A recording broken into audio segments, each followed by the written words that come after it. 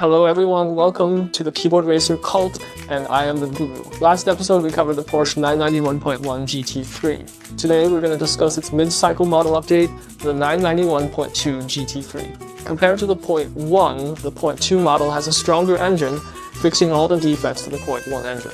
You no longer have to worry about your engine blowing up. The displacement has been increased from 3.8 liters to 4.0 liters, and the power from 476 horsepower and 140 nanometers of torque to 500 horsepower and 460 nanometers of torque.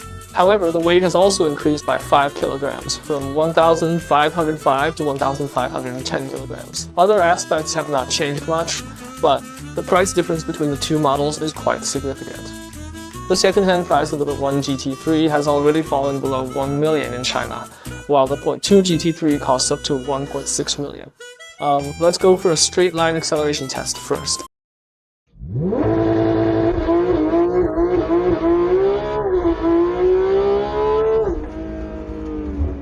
In 5-degree weather, the 0 to 100 km per hour acceleration time for the .2 GT3 is 3.45 seconds, which is 0.23 seconds faster than the 3.68 seconds of the .1 GT3. Although it might not seem like much, for a naturally aspirated engine, an improvement of 24 horsepower, bringing about a 0.23 second improvement, is quite impressive. It seems Porsche really does improve with each generation. So how much faster do you think the lap time of the .2 GT3 will be compared to the .1 GT3?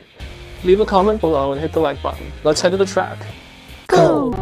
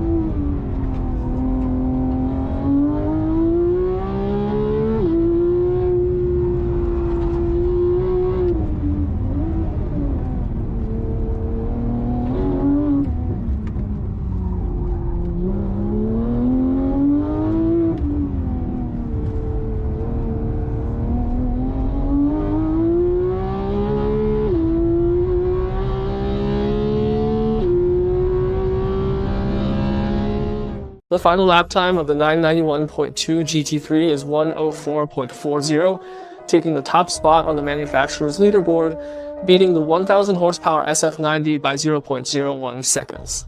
Although the Ferrari SF90 had suboptimal tire conditions at the time, this underdog victory is still very exciting. Additionally, the .2 GT3 was 0.88 seconds faster than the .1 GT3, pushing the .1 GT3 out of the top 3. Welcome to Keyboard Insights. Let's take a look at the log to see the fierce battle between the GT3 and SF90. You can see that the SF90 has much more power than the GT3, way too much. The YGT is not a very big track. It's mostly about entering and exiting turns continuously, and whenever it comes to entering a turn, Ferrari gets caught up. It is said that the actual weight of the SF90 is over 1.8 tons, so almost every braking zone sees the 911 catching up.